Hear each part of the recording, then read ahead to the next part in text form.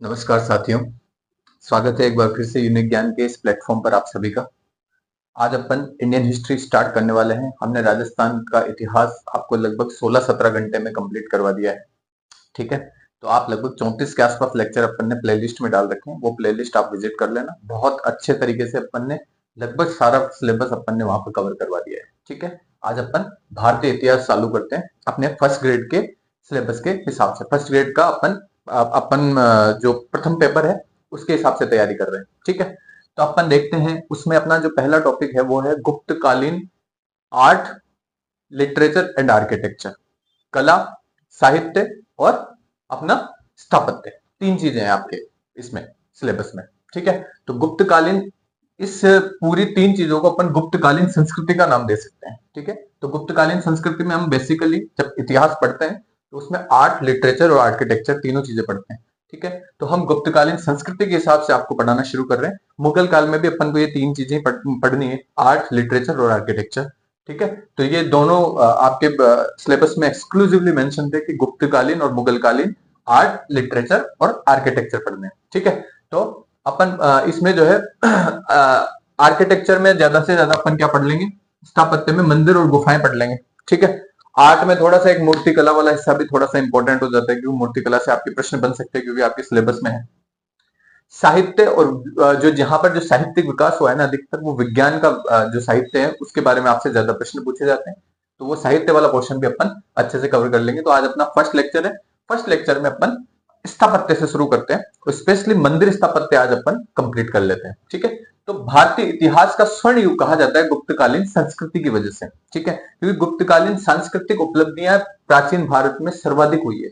तो सब सर्वाधिक सांस्कृतिक उपलब्धियां आएगी किसी भी शासन काल में, तो उसे भारतीय प्राचीन इतिहास का, इसको प्राचीन कर लो, भारतीय प्राचीन इतिहास का इसको स्वर्ण युग कहा जाता है। ठीक है, क्या कहा जाता है, प्राचीन इतिहास का स्वर्ण युग। तो वेरी इंपॉर्टेंट प्रश्न यहां से पूछा जाता है कि भारतीय प्राचीन इतिहास का स्वर्ण युग किसने कहा है, तो ये के मुंशी ने कहा। ठीक है, तो के मुंशी का नाम भी आप याद रख लें, लेकिन ऐसा कोई इंपॉर्टेंट प्रश्न आपसे इस तरीके का पूछा नहीं जाएगा, क्योंकि आपके तो क्या है मेंशन सिलेबस में, आर्ट, लिटरेचर और आर्किटेक्चर, तीन ही चीजें मेंशन है। ठीक है, इसमें जो है गुप्तकालीन संस्कृति में सबसे पहले कृष्ण और गोपियों की लीलाओं की चर्चा यहां पर अपने को दिखती है। विभिन्न सांस्कृतिक उपादानों में अपने को कृष्ण गोपियों की लीलाएं यहां पर नजर आती है। इस वजह से ये एक महत्वपूर्ण प्रश्न आपसे यह पूछा जा सकता है कि कृष्ण गोपियों की लीलाओं का सर्वप्रथम सांस्कृतिक उपादान कहां पर अपने को प्राप्त होता है, तो वो भी अपने को कहां प्राप्त होता है, गुप्त काल में। ठीक है, तो ये भी आपसे प्रश्न पूछा जा सकता है। तो अपन शुरू करते हैं मंदिर स्थापत्य से। तो मंदिर स्थापत्य में सबसे पहले अपन देखते हैं कि मंदिर स्थापत्य की यहाँ पर विशेषताएं क्या क्या है, फिर यहाँ पर प्रसिद्ध मंदिर कौन कौन से हैं, वहां से कैसे प्रश्न पूछे जाते हैं, प्लस अपन थोड़ा सा इसको देख लेंगे कि कौन से एरिया में सबसे ज्यादा मंदिर का कंसेंट्रेशन था गुप्त काल में, है ना, और कौन से एरिया में कम मंदिर पाए गए हैं। तो ये चीजें अपन देख लेंगे। ठीक है, तो इन तीन पार्ट्स में अपन देख लेंगे। इसकी सबसे पहले विशेषता देख लेते हैं। जो गुप्त काल में मंदिर बने हैं, वो मंदिर निर्माण का सबसे पहले जो जन्म अगर कहीं पर होता है तो वो कहां होता है, गुप्त काल में होता है। तो ये एक महत्वपूर्ण प्रश्न तो यहीं से बन जाता है कि मंदिर निर्माण कला का सबसे पहला जन्म अपने को प्राचीन भारत में कहां मिलता है, तो वो मिलता है अपने को गुप्त काल में। तो वेरी इंपॉर्टेंट प्रश्न तो ये बन गया।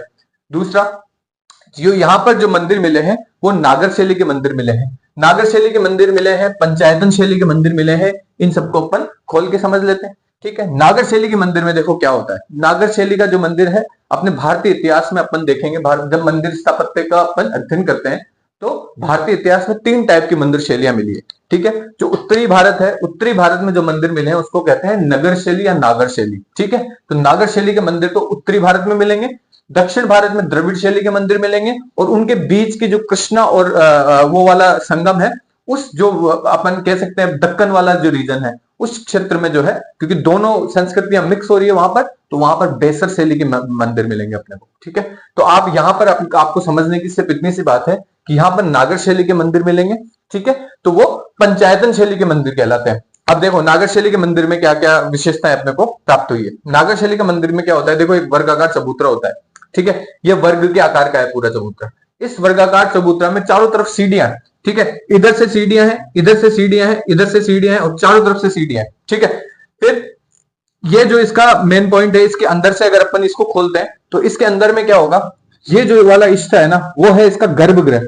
गर्भगृह में क्या होता है, ये भी चौका, ये वर्गाकार ही होता है गर्भगृह, एकदम बीच में होता है मंदिर के, है ना, उस गर्भगृह में जो है आपको भगवान की जो मूर्ति, मेन मूर्ति होती है, वो कहां पे रखी गई होती है? गर्भगृह में मिलती है ना। तो गर्भगृह में अपने को भगवान की मूर्ति प्राप्त होती है।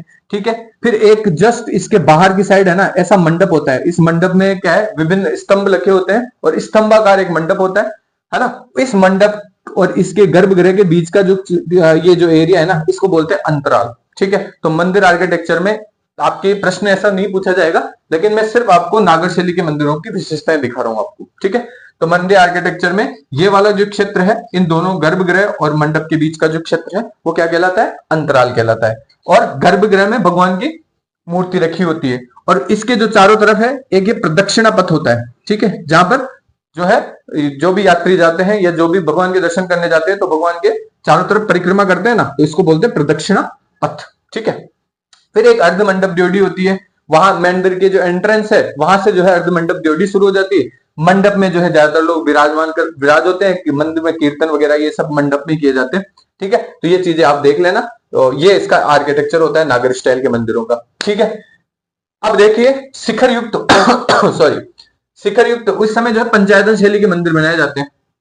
पंचायतन शैली के मंदिर क्या होते हैं? देखो, एक मंदिर बनेगा और उसके चारों तरफ 4 मंदिर और बन जाएंगे। ठीक है, तो इस शैली के जो मंदिर है ना, इसको क्या बोलते हैं अपन? पंचायतन शैली का मंदिर। ये मुख्य मंदिर है और इसके चारों तरफ जो गौण देवताओं के मंदिर बनाए जाते हैं, इसको बोलते हैं अपन पंचायतन शैली। तो पंचायतन शैली के मंदिरों का निर्माण भी गुप्त काल से शुरू हो जाता है, ये भी ध्यान रख लेना। फिर शिखर युक्त मंदिर बनते हैं अपने। जैसे शिखर युक्त मंदिरों में देखते हैं तो सबसे प्रमुख नाम आता है देवगढ़ के दशावतार मंदिर का नाम।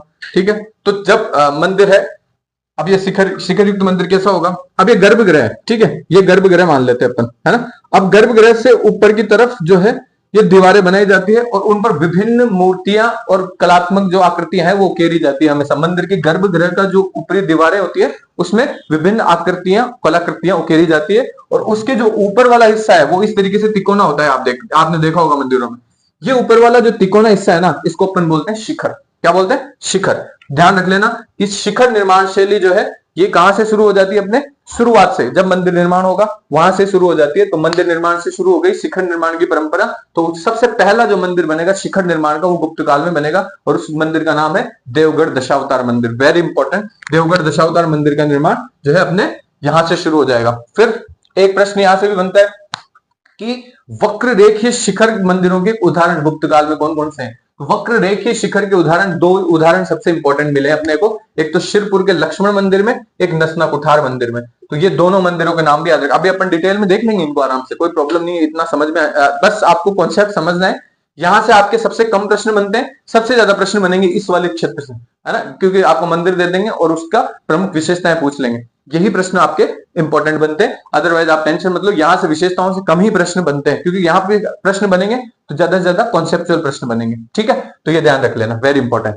फिर उसके बाद अपन देखते हैं वक्र रेखीय शिखर मंदिर। मतलब वक्र रेखीय शिखर मतलब थोड़े से इस तरीके से वक्र की फॉर्म में, है ना। जैसे एक तो होता है शिखर सीधा सटीक, जैसे ये, है ना, ये हो गया सीधा शिखर। एक वक्र रेखीय शिखर में क्या होगा? इस तरीके से, ये इस तरीके से, फिर ये रेखीय होगा, है ना। ये हो गया अपना वक्र रेखीय शिखर। तो ये वक्र रेखीय शिखर के 2 उदाहरण अपने को कौन से मिले हैं? सिरपुर का लक्ष्मण मंदिर और नचना कुठार का मंदिर। दोनों ध्यान रख लेना, बहुत महत्वपूर्ण है।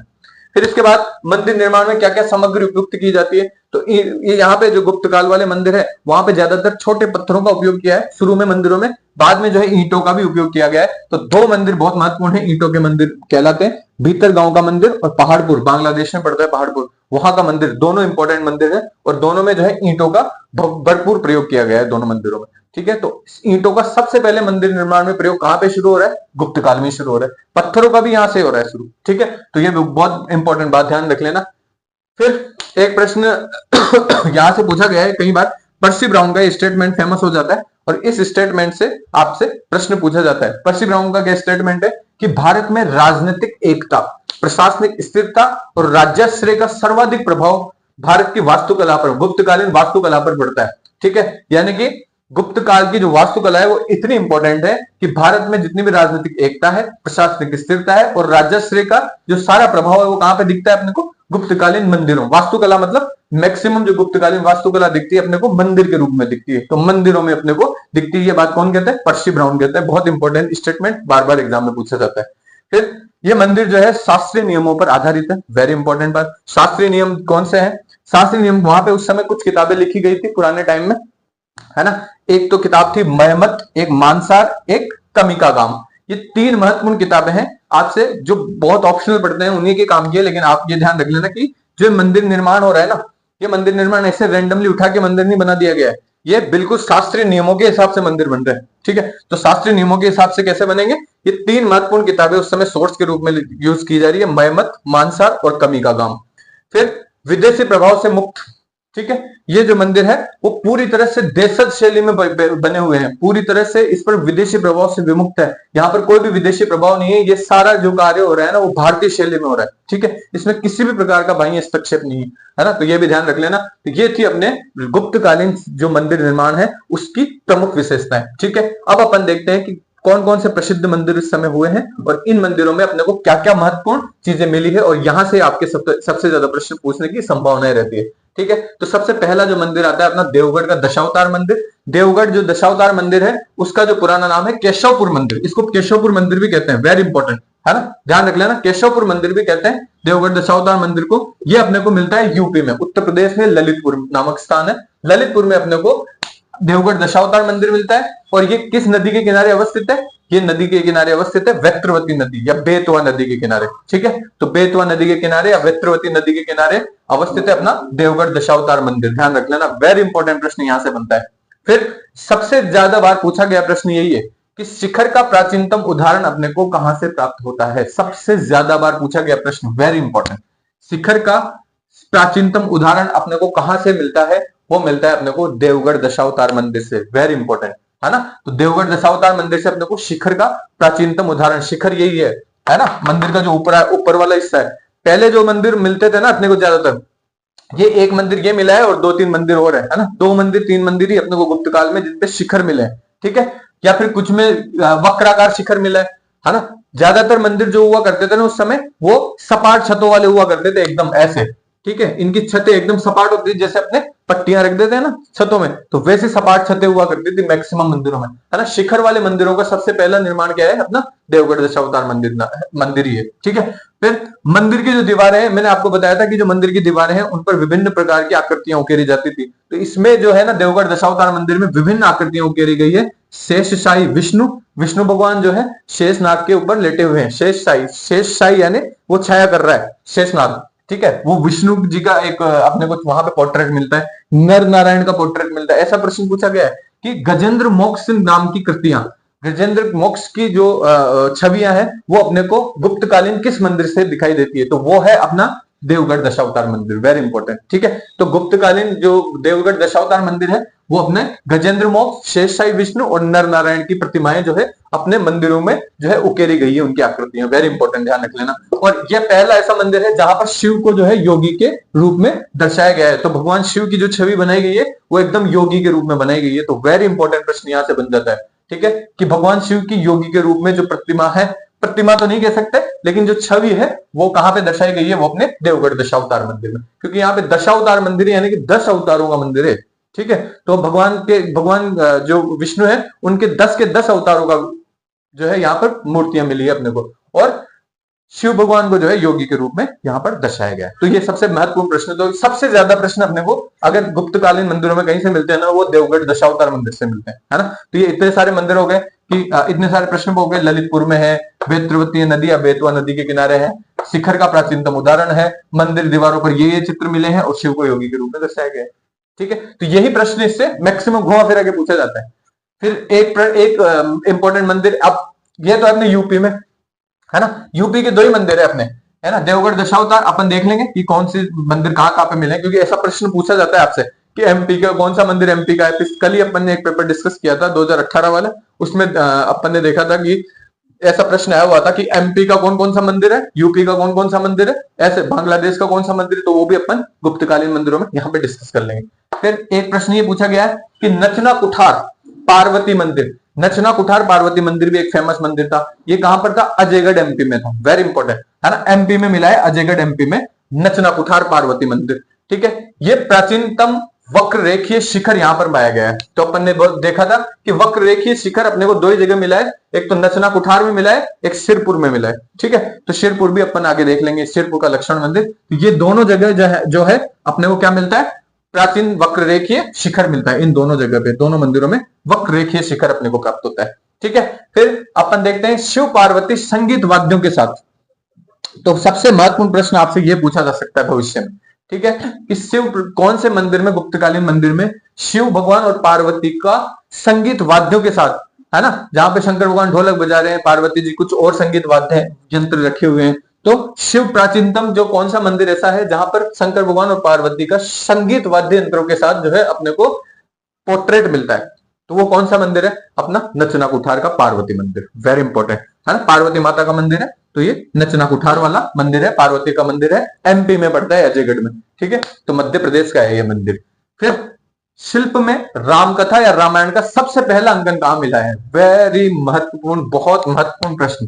ठीक है, तो शिल्प में कि जो रामायण और रामकथा का सबसे पहला जो अंकन है अगर किसी मंदिर की दीवारों पर मिलता है तो वो कहां पे मिलता है अपने को, वो अपने नचना कुठार मंदिर में मिलता है। वेरी इंपॉर्टेंट प्रश्न यहां से बनेगा आपको, है ना। तो ये दो फैक्ट तो आप रट ही लेना कि प्राचीनतम वक्र रेखीय शिखर का उदाहरण है और शिल्प में रामकथा या रामायण का सर्वप्रथम अंकन कहां मिल रहा है अपने को, ये अपने को नचना कुठार में मिल रहा है। ठीक है, फिर अपना एक मंदिर आता है भूमरा का शिव मंदिर। ये शिव मंदिर है भूमरा का, भूमरा अपने सतना मध्य प्रदेश में पड़ता है। वेरी इंपॉर्टेंट, सतना मध्य प्रदेश में भूमरा पड़ता है। और इसके जो द्वार पर है ना, यहां से प्रश्न बनता है कि निम्न में से किसके द्वार पर मकर वाहिनी गंगा और कुर्म वाहिनी यमुना का जो है चित्रण प्राप्त होता है। कि मंदिर जैसे एंटर करते हैं मंदिर में तो उसके द्वार पर दो मूर्तियां रखी हुई है, एक तरफ मकर वाहिनी गंगा, गंगा माता जो है मकर पर बैठी हुई है, मकर मतलब मगरमच्छ पे, इधर यमुना माता बैठी हुई है कुर्म पर, कुर्म यानी होता है कछुए पर। ठीक है, तो कुर्म पर बैठी हुई है यमुना, मकर पर बैठी हुई है गंगा। ये कहां पर प्राप्त होता है अपने को, ये प्राप्त होता है अपने को भूमरा के शिव मंदिर में। वेरी इंपॉर्टेंट, ये सतना मध्य प्रदेश में है। भूमरा शिव मंदिर में अपने को क्या मिलता है, मकर वाहिनी गंगा और कुर्म वाहिनी यमुना जो है अपने को द्वार पर मिलता है, मंदिर के द्वार पे। ठीक है, ये सबसे महत्वपूर्ण प्रश्न एक ये बनता है कि भगवान शिव को रत्न जड़ित मुकुट सहित जो प्रतिमा का अंकन है वो कहां पर अपने को मिलता है, वो मिलता है अपने को भूमरा के शिव मंदिर में। शिव मंदिर में भगवान शिव को एक रत्न जड़ित मुकुट धारण कराया गया है इसमें। ठीक है, तो ये बहुत महत्वपूर्ण प्रश्न यहां से बन जाता है। तो रत्न जड़ित मुकुट धारण करने वाला जो प्रतिमा है वो अपने को कहां पे मिलती है, भूमरा के शिव मंदिर में मिलती है। बहुत महत्वपूर्ण प्रश्न। ठीक है, फिर एक मंदिर अपने को एमपी में और मिलता है, एरण में। ठीक है, एरण अपने सागर जिले में पड़ता है, एरण में विष्णु मंदिर पड़ता है ना। तो विष्णु भगवान का मंदिर है, विष्णु भगवान का मंदिर है और वराह की यहां पर मूर्ति मिलती है।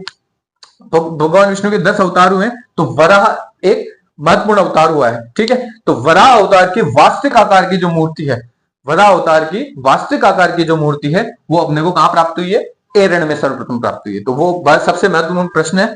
और इसका निर्माण किसने कराया था, इस मूर्ति का निर्माण कराया था, वेरी इंपॉर्टेंट, धन्य विष्णु। ये गुप्तकालीन मूर्ति नहीं है, ध्यान रख लेना, ये गुप्तकालीन मूर्ति नहीं है, ये मूर्ति है तोरमान के आक्रमण के बाद। तोरमान जो है एक हूण आक्रमणकारी था और तोरमान का एक सामंत हुआ करता था धन्य विष्णु। कौन हुआ करता था, धन्य विष्णु। उसने ये विष्णु मंदिर बनवाया था और उस विष्णु मंदिर, ये एरण का विष्णु मंदिर गुप्त काल में बन गया था, लेकिन जो वराह की प्रतिमा बनाने वाला था वो धन्य विष्णु था। ठीक है, वो तोरमान का सामंत हुआ करता था और उस धन्य विष्णु ने वराह की वास्तविक आकार की मूर्ति, वास्तविक आकार मतलब ह्यूमन आकार की, है ना, ह्यूमन के जैसे मतलब मानव जैसी आकृति की वराह मूर्ति को रखवाने का श्रेय किसको दिया जाता है, धन्य विष्णु को दिया जाता है। ये गुप्तकालीन मंदिर है एरण वाला। ठीक है, यहां पर एक ये भी ध्यान रख लेना कि बुद्ध गुप्त हुआ करते थे उस समय, शासक गुप्तों के एक फेमस शासक हुए बुद्ध गुप्त। बुद्ध गुप्त के समय जो है 485 एडी में यहाँ पर गरुड़ ध्वज, है ना, यहाँ पर गरुड़ ध्वज रखाया गया था। गरुड़ ध्वज की स्थापना कब करी गई थी, यहाँ पर बुद्ध गुप्त के समय। ठीक है, तो गरुड़ जो है ये गुप्तों का जो सिंबल हुआ करते थे, गुप्तों के जो प्रतीक हुआ करते थे उसमें सबसे महत्वपूर्ण प्रतीक हुआ करता था गरुड़, है ना। तो गुप्तों का जो महत्वपूर्ण प्रतीक था गरुड़, उसका सिंबल कहां पे रखवाया गया है, एरण वाले विष्णु मंदिर में। तो ये कौन रखवाता है, बुद्ध गुप्त रखवाता है, वेरी इंपॉर्टेंट, है ना। बुद्ध गुप्त 485 एडी में रखवाता है, कहां पर, एरण के विष्णु मंदिर में। ठीक है, ये आपके 4 मंदिर कंप्लीट हो गए। 5वां जो अपने महत्वपूर्ण मंदिर होता है वो यूपी में मिलता है, भीतरगांव में, कानपुर में। ठीक है, तो भीतरगांव कानपुर में 5वां मंदिर मिलता है। भीतरगांव में ईंटों का प्राचीनतम मंदिर है, शिखर का दूसरा उदाहरण है ना। ये सबसे महत्वपूर्ण प्रश्न ये बनता है कि ईंटों का सबसे प्राचीन मंदिर कौन सा है, वो अपना भीतरगांव कानपुर वाला मंदिर है।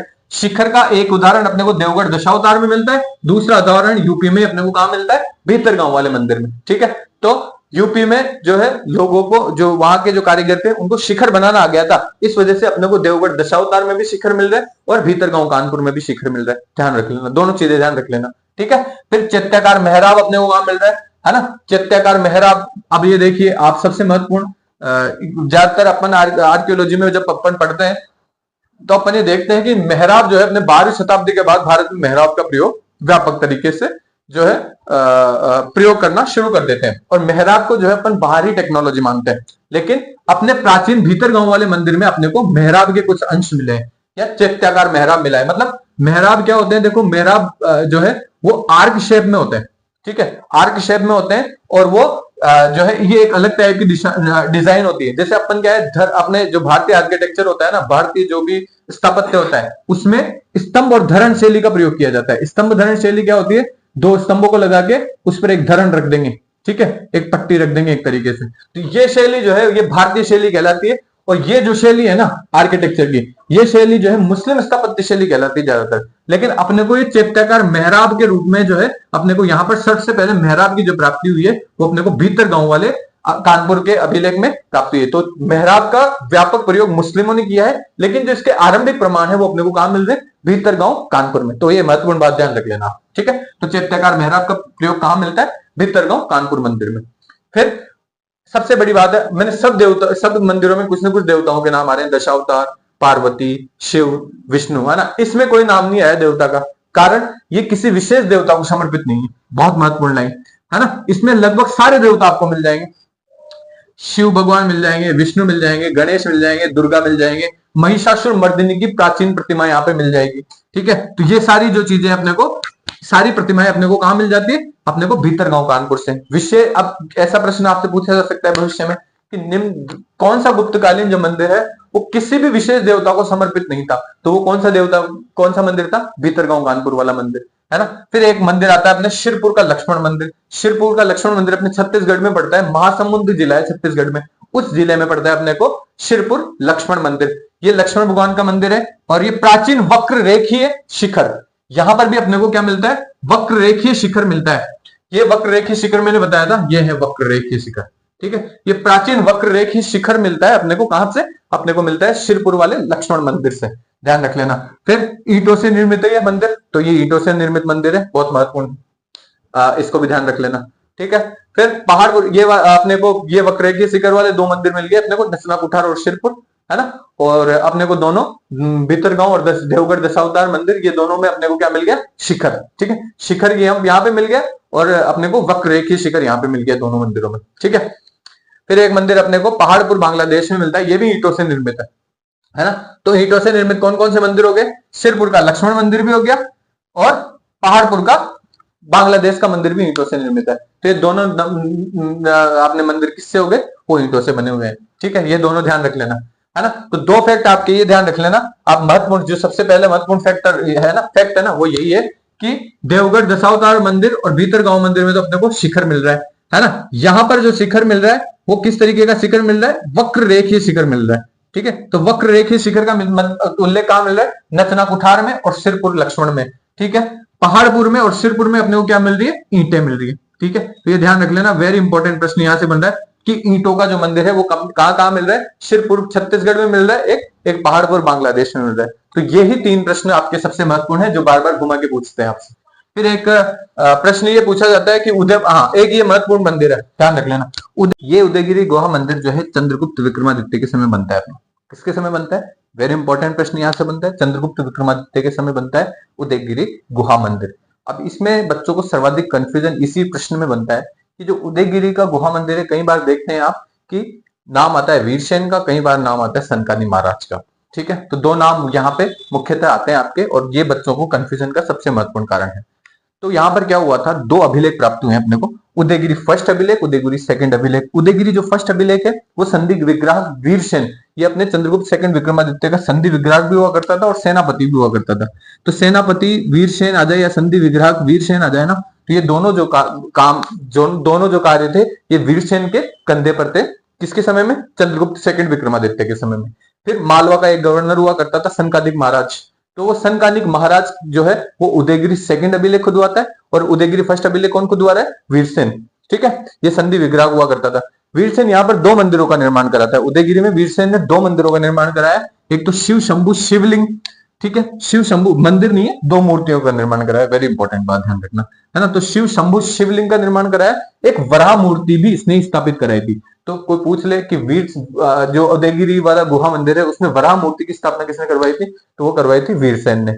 और शिव शंभु शिवलिंग की स्थापना भी किसने कराई? वीरसेन ने। फिर सनकादिक महाराज ने क्या करवाया था? सनकादिक महाराज ने एक विष्णु भगवान की चतुर्भुज प्रतिमा, चार भुजाओं वाले विष्णु की प्रतिमा का जो है स्थापना है वो सनकादिक महाराज ने करवाई है। तो ये दो चीजें आप ध्यान रखना है, ये दो सबसे महत्वपूर्ण फैक्ट है। ठीक है, यहां से जो प्रश्न बनते हैं इसमें। अब यहाँ पे एक चीज अपने और रह गई कि सब अपने प्रश्न जो बनता है ना वो इसी प्रकार का है। कल भी मैंने एक प्रश्न डिस्कस किया था कि मध्य प्रदेश में जो सर्वाधिक मंदिर अपने को प्राप्त हुए हैं वो किस प्रकार के प्राप्त हुए हैं, या कौन कौन से मंदिर जो है अपने को मध्य प्रदेश से प्राप्त हुए हैं, या उत्तर प्रदेश से प्राप्त हुए हैं, बांग्लादेश से प्राप्त हुए हैं, इस प्रकार के प्रश्न बनते हैं। तो एमपी से अपने को लगभग 7 मंदिर प्राप्त हुए हैं गुप्तकालीन। तो ये 7 मंदिर के नाम याद रख लेना, नसना कुठार, भुमरा, एरण और उदयगिरी अपन ने देख ही लिए। इसके अलावा खोह का शिव मंदिर है, तिगवा का विष्णु मंदिर है और सांची का मंदिर नंबर 17 भी अपने मध्य प्रदेश में प्राप्त हुआ है। वेरी इंपॉर्टेंट है ना। यहां से प्रश्न बनता है कि सांची का मंदिर नंबर 17, तिगवा का विष्णु मंदिर, खोह का शिव मंदिर, ये सब अपने को कहां से प्राप्त हो रहे हैं? ये अपने को मध्य प्रदेश से प्राप्त हुए, सब गुप्तकालीन मंदिर है। फिर यूपी से 2 देवगढ़ दशावतार, भीम भीतर गांव, दोनों यूपी से प्राप्त हो ही रहे। बांग्लादेश से भी 2 प्राप्त हो रहे हैं, एक तो पहाड़पुर वाला मंदिर जो ईंटों से निर्मित है और एक दिनाजपुर वाला मंदिर, दिनाजपुर में वेग्राम मंदिर नाम से है ना, वेग्राम वहां के स्थानीय देवता हुआ करते। तो दिनाजपुर में वेग्राम नाम का जो मंदिर भी अपने को प्राप्त हो रहा है वो भी गुप्तकालीन मंदिर है। फिर एक छत्तीसगढ़ में शिरपुर का लक्ष्मण मंदिर भी अपने को प्राप्त हो रहा है। ठीक है, तो ये सारे जो मंदिर है अपने को कहां से प्राप्त हो रहे हैं? विभिन्न स्टेट से प्राप्त हो रहे हैं और इनका क्रम इसी तरीके से पूछा जाता है एग्जाम में आपसे, है ना। इसलिए मैं आपको अलग से एक्सक्लूसिवली मेंशन कर रहा हूं यहाँ पे इसी स्लाइड में। ठीक है, फटाफट से क्विक रिवीजन कर लेते हैं कि भारतीय प्राचीन जो इतिहास है उसका स्वर्ण युग किसको कहा जाता है? गुप्तकालीन संस्कृति को कहा जाता है। गुप्तकालीन संस्कृति की वजह से भारतीय गुप्त काल को जो है भारतीय प्राचीन इतिहास का स्वर्ण युग कहा जाता है। इसमें कृष्ण गोपियों की लीलाओं का सर्वप्रथम अंकन अपने को कहां पे मिलता है? इसी गुप्त काल में मिलता है। ठीक है, गुप्त काल में विशेषतः स्थापत्य में मिलता है। आप इसकी विशेषताएं देखते हैं तो मंदिर निर्माण कला का जन्म यहां से होता है, नागर शैली के मंदिर यहाँ पर प्राप्त होते हैं, पंचायतन शैली के मंदिर प्राप्त होते हैं, शिखर युक्त मंदिर प्राप्त होता है, देवगढ़ का दशावतार और भीतर गांव मंदिर, वक्र रेखीय सिरपुर लक्ष्मण और नसना कुठार 2 मंदिर प्राप्त हो रहे हैं। मंदिर निर्माण सामग्री में ईंटों का निर्माण, ईंटों से मंदिर निर्माण भी यहाँ पे सर्वप्रथम साक्ष्य मिलते हैं। भीतर गांव वाला मंदिर पहाड़पुर के मंदिर जो है इसके साक्ष्य है। छोटे पत्थरों से निर्मित सारे मंदिर जो है ज्यादातर छोटे पत्थरों से निर्मित है। इसके अलावा मंदिर का आर्किटेक्चर अपन ने समझ लिया। भारत में राजनीतिक एकता, प्रशासनिक स्थिरता और राज्याश्रय का सर्वाधिक प्रभाव अपने गुप्तकालीन वास्तुकला पर ही पड़ा है। ये बात कौन कहता है? पर्सी ब्राउन कहता है। इंपॉर्टेंट स्टेटमेंट है। ये जो मंदिर है शास्त्रीय नियमों पर आधारित है, विदेशी प्रभावों से मुक्त है ना। प्रमुख मंदिरों के बारे में देखते हैं तो देवगढ़ दशावतार मंदिर ललितपुर यूपी में पड़ता है, वेत्रवती या बेतवा नदी के किनारे अवस्थित है। शिखर का प्राचीनतम प्रमाण और मंदिर की दीवारों पर शेषशाही विष्णु, नर नारायण, गजेंद्र मोक्ष आदि का दृश्यांकन, शिव को योगी के रूप में दर्शाया गया है। नचना कुठार वाला मंदिर अजयगढ़ एमपी में पड़ता है। प्राचीनतम वक्ररेखीय शिखर यहाँ से प्राप्त हुआ है। शिव पार्वती के संगीत वाद्य यंत्रों के साथ जो अंकन है वो यहाँ पर प्राप्त हुआ है। शिल्प में रामायण का या रामकथा का सबसे पहले अंकन कहाँ पे प्राप्त हुआ है? नचना कुठार पार्वती में। फिर भूमरा वाला शिव मंदिर सतना एमपी में ही पड़ता है। द्वार पर दाईं ओर मकरवाहिनी गंगा और बाईं ओर कुंभवाहिनी यमुना का उल्लेख है, अंकन है। शिव जी को रत्नजड़ित मुकुट के रूप में एक प्रतिमा उनकी दर्शाई गई है। इसके अलावा एरण वाले विष्णु मंदिर सागर मध्य प्रदेश में पड़ता है। वराह की वास्तविक आकार की मूर्ति यहीं से प्राप्त होती है। इसका निर्माता धन्य विष्णु जो तोरमान का सामंत हुआ करता था। बुद्धगुप्त के समय 485 एडी में गरुड़ ध्वज जो है यहाँ पर स्थापित होता है। इसके अलावा भीतर गांव कानपुर वाले मंदिर को ईंटों का प्राचीनतम मंदिर कहते हैं। शिखर का दूसरा उदाहरण यहाँ से प्राप्त होता है। चित्तकार मेहराब सबसे पहले यहीं से प्राप्त हो रहे हैं। किसी भी विशेष देवता को समर्पित नहीं है। शिव, विष्णु, गणेश, दुर्गा, महिषासुर मर्दिनी आदि सारी प्रतिमाएं यहाँ से प्राप्त हो रही है।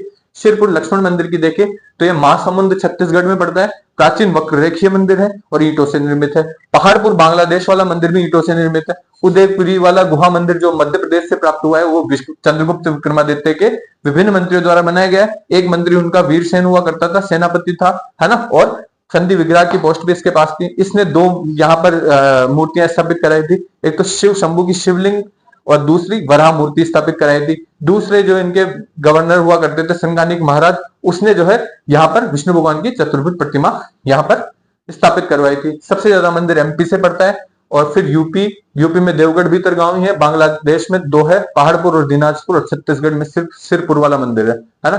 एमपी में कौन कौन से, नचना कुठार है, भुमरा है, खो है, तिगवा है, सांची है, एरन है और उदयगिरी है, ये ध्यान रख लेना है ना। तो ये गुप्तकालीन मंदिर स्थापत्य में तो यही, यहाँ से इससे ज्यादा बाहर आपसे प्रश्न पूछे नहीं जाएंगे, है ना, एक्सपेक्टेड भी नहीं है। ठीक है, तो आप देखिए अब अपन जो है एक जो लेक्चर है वो मूर्ति कला और गुफाओं पे ले लेंगे, और एक लेक्चर अपना साहित्य पे ले लेंगे। साहित्य और विज्ञान लगभग आप कॉमन में कर लेंगे। तो अपने दिए हुए भी 3 ही है, आर्ट, लिटरेचर और आर्किटेक्चर। ठीक है, तो आर्ट आज अपना आर्किटेक्चर आज आधा हिस्सा कंप्लीट हो गया, आधे से ज्यादा हिस्सा कंप्लीट हो गया। मूर्ति कला में ज्यादा कुछ है नहीं, गुफाओं में भी ज्यादा कुछ है नहीं। ठीक है, गुप्त काल की। फिर साहित्य और विज्ञान कल अपन, परसों के दिन अपन कर लेंगे। कल अपन 2 ये चीजें कर लेते हैं। ठीक है, तो इस तरीके से अपन 3 लेक्चर में गुप्तकालीन खत्म कर देंगे। लगभग चार लेक्चर में अपन मुगलकालीन संस्कृति खत्म कर लेंगे, और फिर अपना मॉडर्न वाला हिस्सा रह जाएगा, और मॉडर्न वाले हिस्से को अपन आराम से धीरे धीरे कर लेंगे अपने स्तर पर। ठीक है, तो ये था आज का अपना लेक्चर। आपको कैसे लेक्चर्स हमारे लग रहे हैं, बिल्कुल आप कमेंट सेक्शन में आपके लिए खुला है, तो आप कमेंट सेक्शन में लिखिए। और बाकी अपन जो है कंटिन्यू इसी तरीके से जो है पढ़ते रहेंगे। राजस्थान वाला पोर्शन आप अच्छे से तैयार कर लेना, वहां से अच्छे खासे ठीक ठाक प्रश्न बनने की अच्छी खासी संभावना है। ठीक है, इंडिया वाला भी आप ध्यान से देखते रहिए। ठीक है, आपको कैसे लग रहे हैं एक बार कमेंट सेक्शन में लिख देना। ठीक है, आप सभी का धन्यवाद। आपका दिन शुभ हो।